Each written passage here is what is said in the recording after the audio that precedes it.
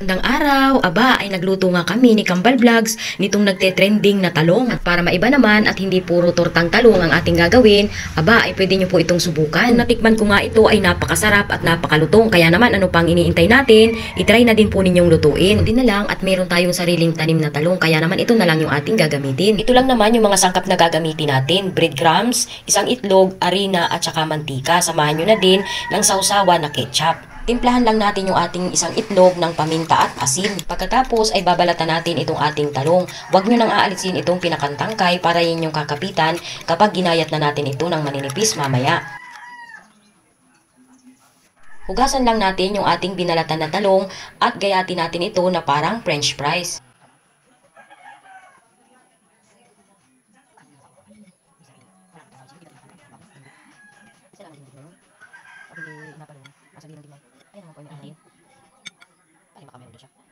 Pagkatapos nating magayat ng ganito ay i-dip na natin dito sa ating itlog.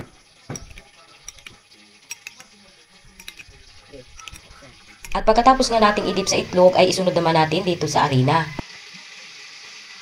Pagkatapos nating ma-dip dito sa harina ay isunod naman natin dito sa breadcrumbs. Siguraduhin natin na malagyan lahat yung ating talong. Pwede din kayong maglagay ulit ng itlog para mas kumapit pa yung ating breadcrumbs. Habang nagdidip nga pala tayo kanina doon sa ating mga pampalasa, ay nagpainit na din tayo ng mantika. Siguraduhin lamang natin na mainit yung ating mantika bago natin iprito. Hintayin lang natin na mag golden brown yung ating talong at pwede na natin itong baliktarin. Ito na yung unang talong na ating niluto. Dalawa nga lang pala yung ating niluto dahil baka kulangin tayo sa breadcrumbs.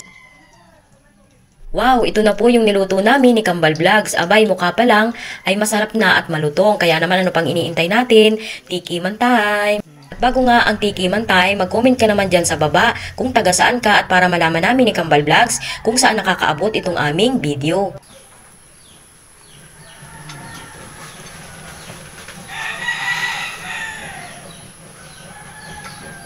Lutong.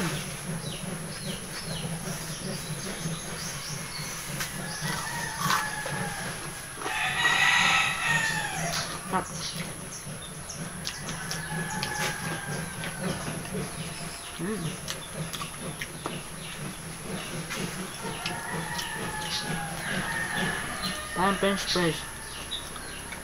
Nip.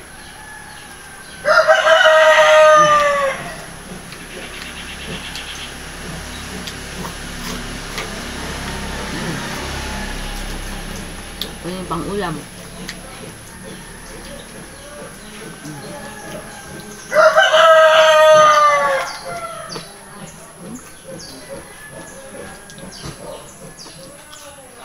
Ito pa.